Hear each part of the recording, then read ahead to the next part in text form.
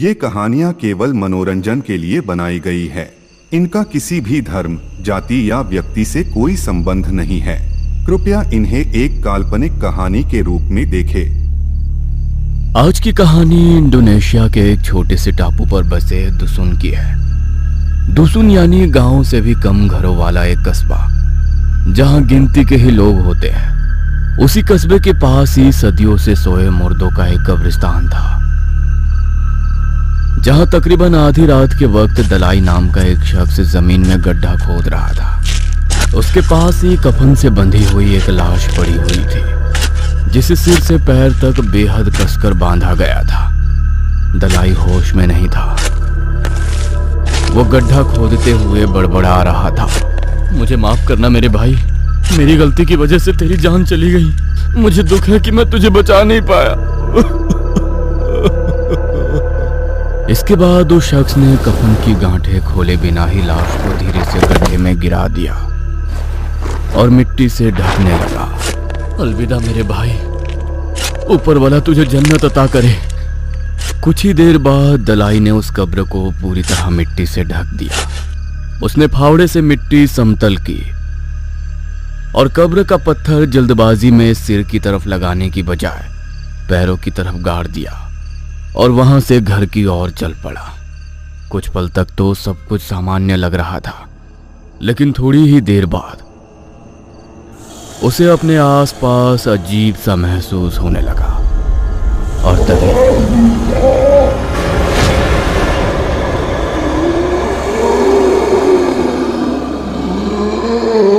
उसके ठीक सामने वही कफन में लिपटी लाश आकर खड़ी हो गई, जिसे देख दलाई की आंखें डर से बाहर निकल आईं। उसकी चीख कब्रिस्तान की खामोशी को चीरती हुई दूर दूर तक फैल गई। उस रात के बाद से दलाई की मानसिक हालत कभी ठीक नहीं हो पाई। वो अक्सर खाली हवा से बातें करता रहता। अचानक आधी रात को चीखते हुए उठ बैठता। कस्बे वालों ने इसे सदमा समझकर नजरअंदाज कर दिया, लेकिन कहानी यहीं खत्म नहीं हुई थी। आज इस घटना को तकरीबन 20 साल गुजर चुके थे। वो छोटा सा कस्बा अब भी कई खौफनाक किस्से अपने अंदर दबाए बैठा था। दलाई का भतीजा देदेन इंडोनेशिया के छोटे से शहर में अपना इलाज करवा रहा था। देदेन डॉक्टर के पास ऐसी गंभीर समस्याएं लेकर आया था जो डॉक्टर की समझ के परे थी।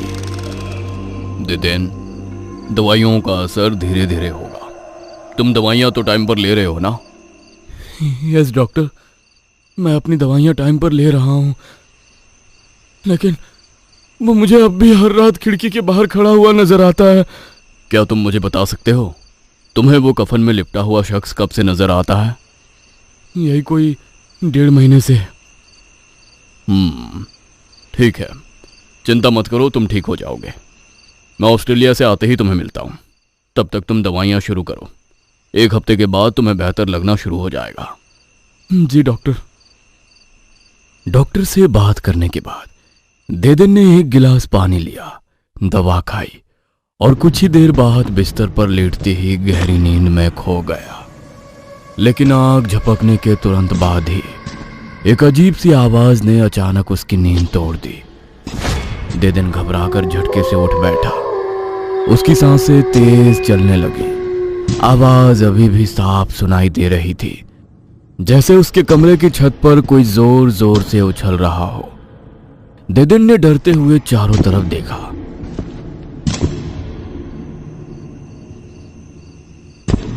और धीमी आवाज में खुद से बड़बड़ाया, इतनी रात गए छत के ऊपर कौन हो सकता है? देदेन ने घबराते हुए तुरंत अपना फोन उठाया और अपनी गर्लफ्रेंड लिली को कॉल लगाया। Hello lily. हाँ देदेन, बोलो, सब ठीक तो है ना? नहीं लिली, कुछ भी ठीक नहीं। मुझे फिर से वही आवाजें सुनाई दे रही हैं। वही मेरे गांव के घर वाले सपने आ रहे हैं, जबकि मैं ट्रीटमेंट भी करवा रहा हूं और समय पर दवाइयां भी खा रहा हूं। कुछ समझ में नहीं आ रहा है लिली। देदेन, मुझे लगता है तुम्हें कुछ दिनों के लिए अपने गांव दोसुन वाले घर जाना चाहिए। तुम अपने अंकल आंटी के पास जाओ, थोड़ा रिलैक्स करो शायद वहां से लौटने के बाद तुम बेहतर महसूस करो। देदेन कुछ सेकंड तक चुप रहा। फोन पर बस उसकी भारी सांसों की आवाजें सुनाई दे रही थी। उसे लिली की बात ठीक लगी। उसने भी सोचा शायद उसे गांव वाले घर के सपने इसलिए आ रहे होंगे क्योंकि वो पिछले 15 सालों से अपने घर नहीं गया था। अपने पिता की मौत के बाद ही देदेन ने अपना घर छोड़ दिया था। वहां अब सिर्फ उसके अंकल और आंटी रहते थे। उसकी मां तो उसके जन्म के समय ही गुजर गई थी। देदेन ने शहर में ही पढ़ाई की, यही नौकरी करने लगा और धीरे धीरे अपने अतीत से दूर होता चला गया। मगर आज उसे पहली बार एहसास हो रहा था कि शायद कुछ घावों से भागा नहीं जा सकता, उसे वापस जाना होगा। अगले दिन ही देदेन ने दुसुन जाने वाली बस पकड़ी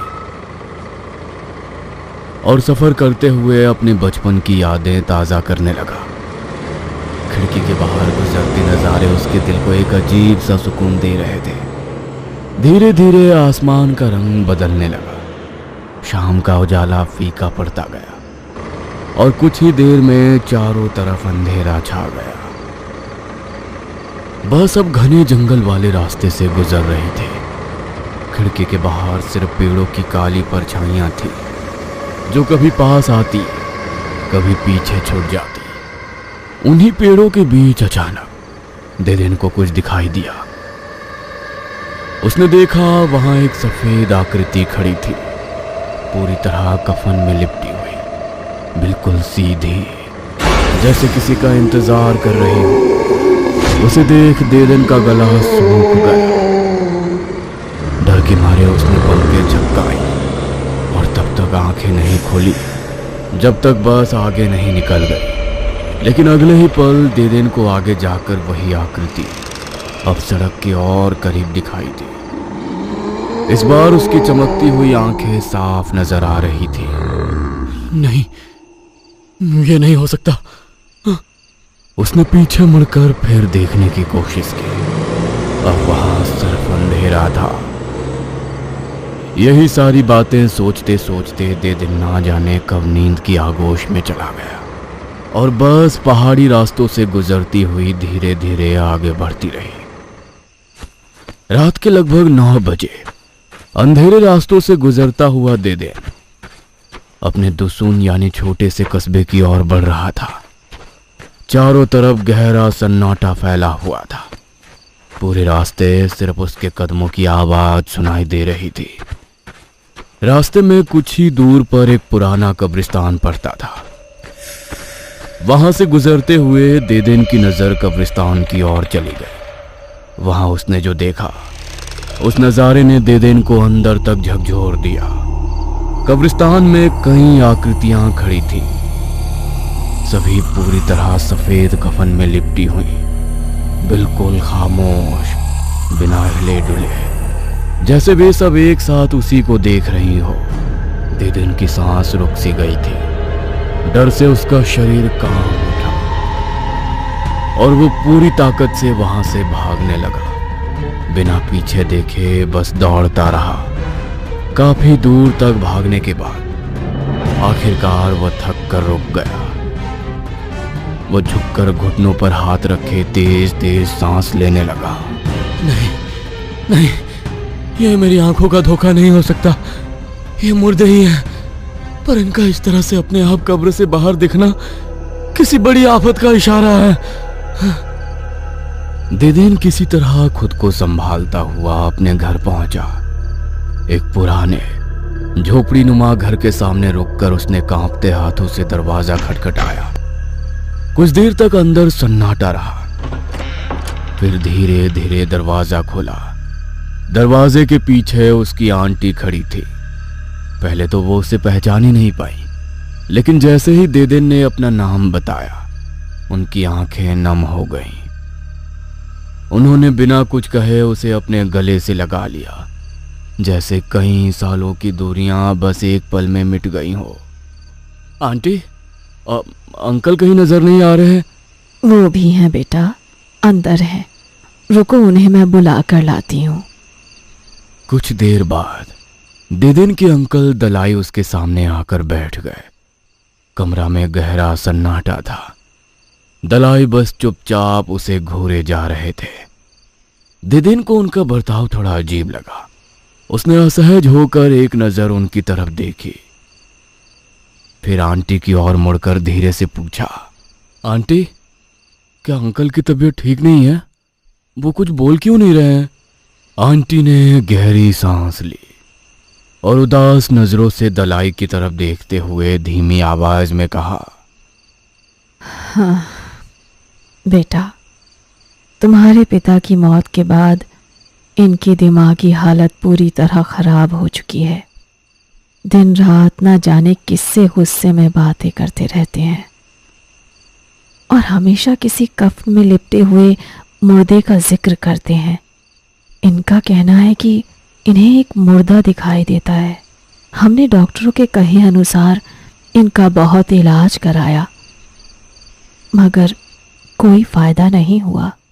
आंटी की बातें सुनकर देदेन अंदर तक सिहर गया, क्योंकि जो कुछ उसके अंकल के साथ हो रहा था ठीक वैसा ही कुछ इस समय उसके साथ भी हो रहा था। वो इसी बारे में सोच ही रहा था कि तभी अचानक कमरे का सन्नाटा एक अजीब सी हंसी से टूट गया। देदेन के अंकल पागलों की तरह हंसने लगे। मुझे उसी ने भेजा है ना, मैं जानता हूं। वो मुझसे उस गलती का बदला लेना चाहता है, पर मैं ऐसा होने नहीं दूंगा। उसे दोबारा वहीं पहुंचा दूंगा जहां से वो आया है। आंटी दलाई को पकड़कर अपने साथ अंदर ले गई। फिर उन्हें उनकी दवाइयां देकर सुला दिया गया। इसके बाद देदेन ने अपनी आंटी से कई सवाल पूछे, जिसमें से कुछ सवालों के जवाब तो वो दे रही थी और कुछ सवालों के जवाब देने से वो बच रही थी। देदेन ने महसूस किया कि वो कुछ बातें छुपा रही हैं।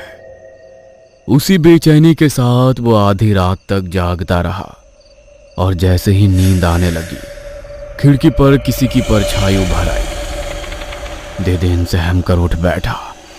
अचानक देदेन ने खिड़की की तरफ देखा तो वो वही कफन में लिपटा मुर्दा खड़ा था। बिल्कुल चुपचाप खड़ा था और लगातार उसी को घूरे जा रहा था। और जैसे वो कमरे में दाखिल हुआ, देदेन हिम्मत जुटाकर बाहर की ओर भागा। बचाओ, बचाओ! तभी अचानक घर का दरवाजा जोर से खुला। देदेन के अंकल दलाई हाथ में बंदूक लिए तेजी से वहां आए और उस कफन में लिपटी आकृति की ओर दौड़ते हुए चिल्लाए, चला जा नामुराद! तूने मेरी और मेरे परिवार का जीना मुहाल कर दिया है। आज मैं तुझे हमेशा के लिए सुला दूंगा। इतना बोलते हुए अंकल दलाई फायरिंग करते करते उसकी ओर दौड़ पड़े।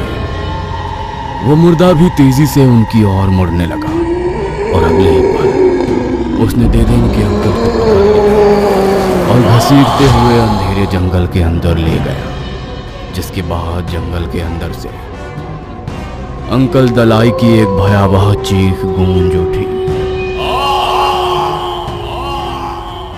आंटी, हमें अंकल को ढूंढने जाना चाहिए।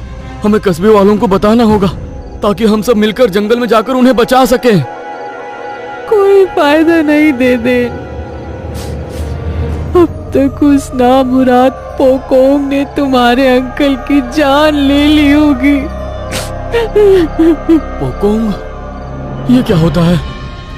हाँ बेटा, जब कोई मुर्दा मौत के बाद वापस लौट आता है तो यहाँ उसे पोकोंग कहते हैं। और वो पोकोंग कोई और नहीं, तुम्हारे अपने पिता थे। क्या? पर यह कैसे मुमकिन है? वो ऐसे क्यों बन गए?